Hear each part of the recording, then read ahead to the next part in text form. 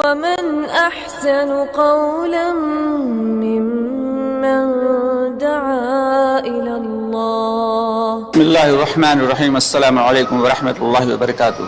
پیارے دوستوں اور عزیز بہنوں، میں ہوں یوسف ملک اور آپ دیکھ رہے ہیں دعوت جنت کا راستہ.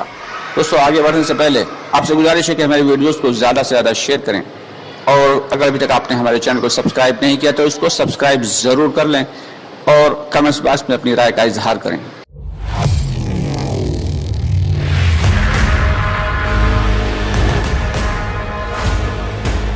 یہ دین کی مجلسیں تو صرف اس لیے ہیں کہ اللہ رب العالمین کے لاڈلے نبی محمد صلی اللہ علیہ وسلم نے فرمایا کہ ایمان کا مذاکرہ ایمان والوں کو نفع دیتا ہے. تو ایمان کی باتوں کو جتنا بولا جائے اور ایمان کی باتوں کو جتنا سنا جائے اور اللہ رب العالمین کی مخلوقات میں جتنا زیادہ غور و فکر کیا جائے اتنا ہی ہمارا ایمان بڑھ جاتا ہے. کہ ایک صحابی ہیں حضرت حنظلہ رضی اللہ تعالیٰ، ایک دن آپ صلی اللہ علیہ وسلم کی مجلس سے اٹھ کے گھر پہنچے اور اپنے اہل خانہ، اپنے بیوی بچوں کے درمیان تشریف فرما ہوئے. تھوڑی دیر تک ان کے ساتھ جب ہنسی مذاق ہوا، پھر اچانک انہیں احساس ہوا. ذرا غور کریں کہ ہم لوگ اپنے ایمان کے لیے کتنا فکر مند ہیں اور صحابہ کرام اپنے ایمان کے لیے فکر مند کتنا تھے. کہ حضرت حنظلہ رضی اللہ عنہ نے سوچا کہ جب حضور پاک صلی اللہ علیہ وسلم کی مجلس میں بیٹھے تھے، وہاں ایمان کی باتیں چل رہی تھیں، آپ صلی اللہ علیہ وسلم کے نصائح سن رہے تھے، آپ کی باتیں سن رہے تھے، تو ایمان کا لیول کتنا بڑھا ہوا تھا، ایمان کی سطح کتنی بڑھی ہوئی تھی. اور اب ہم آ کے اپنے بیوی بچوں کے جب درمیان آ کے ہم نے تھوڑی دیر وقت گزارا، تب ہماری ایمان کی کیفیت کتنی کم ہو گئی. تو انہیں ایک دم فکر پیدا ہوئی. اچانک نکلے باہر اور چلاتے ہوئے کہ حنظلہ تو منافق ہو گیا، حنظلہ تو منافق ہو گیا.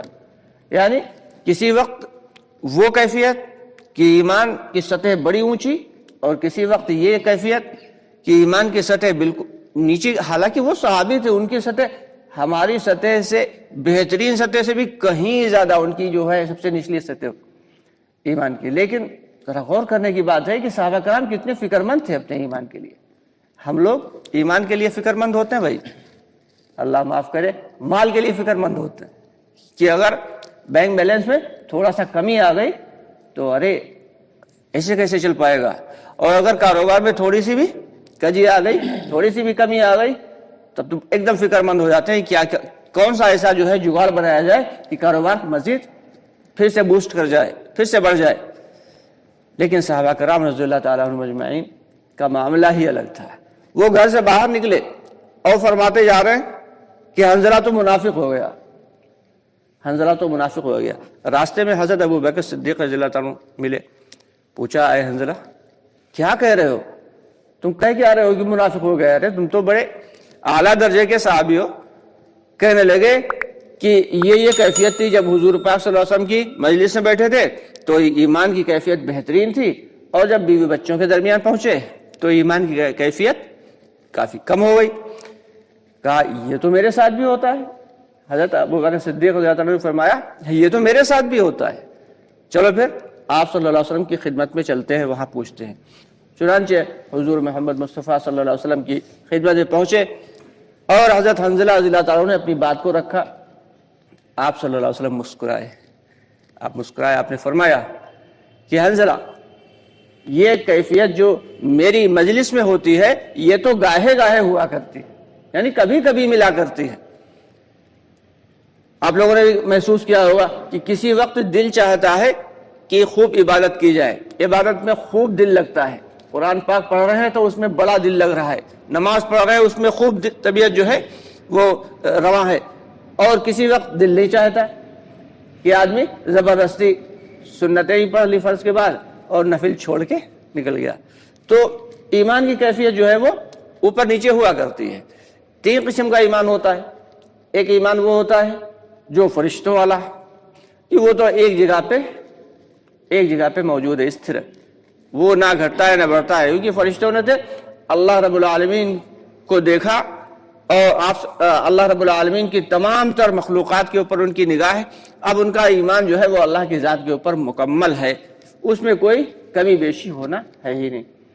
اور ایک ایمان ہوتا تھا انبیاء اکرام کا، وہ ایمان جو تھا گھٹتا بھی تھا، وہ لگاتار بڑھتا ہی رہتا تھا، بوسٹ کرتا رہتا تھا، کہ جیسے جیسے اللہ کی مدد کو آتے ہوئے دیکھتے تھے، جیسے جیسے وہ اللہ کی مخلوقات پہ غور و فکر کرتے تھے انبیاء کرام، اللہ تعالیٰ ان کے ایمان کو بڑھاتے رہتے تھے.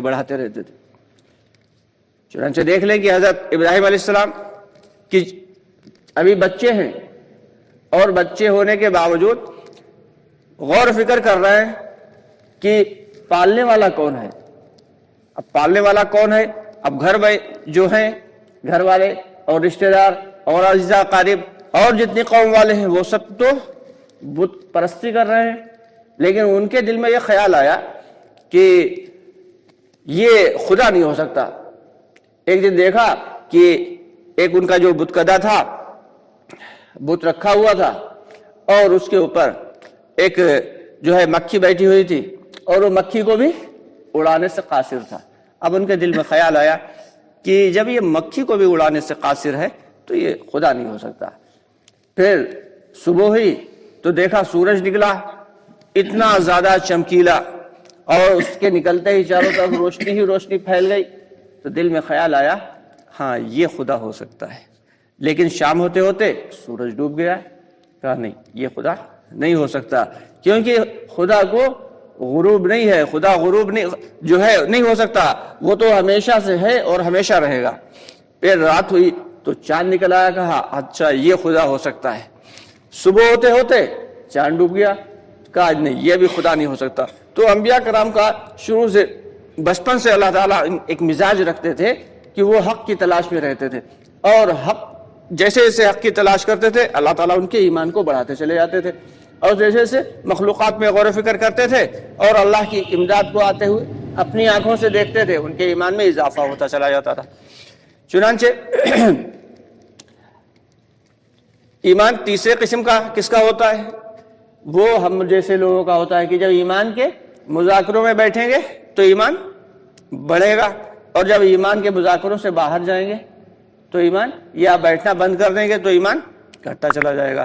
اسی لیے فرماتے ہیں کہ ایک ایمان والا جب ایمان کی محنت کرے گا تو اس کا ایمان بڑھے گا، اور بڑھتا ہوا ایمان اللہ رب العالمین کے احکامات پہ کھڑا کرے گا اور حضور پاک صلی اللہ علیہ وسلم کے لائے ہوئے پاکیزہ طریقے پہ چلائے گا. یہی ایمان والا جب ایمان کی محنت چھوڑ بیٹھے گا تو اس کے ایمان میں کمزوری آئے گی، ضعف پیدا ہوگا، جس کے نتیجے میں اللہ رب العالمین کے احکامات ٹوٹتے چلے جائیں گے اور حضور پاک صلی اللہ علیہ وسلم کا لایا ہوا پاکیزہ طریقہ اس کی زندگی سے چھوٹتا چلا جائے گا. تو اس لیے ایمان کے دوستو، ہمارا ایک نیا چینل ہے روحانیت اور سحر RAS. آپ سے گزارش ہے کہ آپ ہمارے اس چینل پر بھی آئیے اور اس چینل کو سبسکرائب کر کے اللہ کی عظمت، اللہ کی بڑائی اور اللہ کی کبریائی اور شیطان کے مکر و فریب سے ہم کیسے بچ سکتے ہیں، اس قسم کی بہت ساری ویڈیوز پڑی ہوئی ہیں. آپ اس چینل پر بھی آئیے اور ویڈیوز دیکھ کر استفادہ کریں. ساتھ ہی ساتھ انسٹاگرام اباؤٹ سیکشن میں انسٹاگرام کا لنک دے دیا گیا ہے، اگر آپ بات کرنا چاہیں تو ہم سے بات بھی کر سکتے ہیں.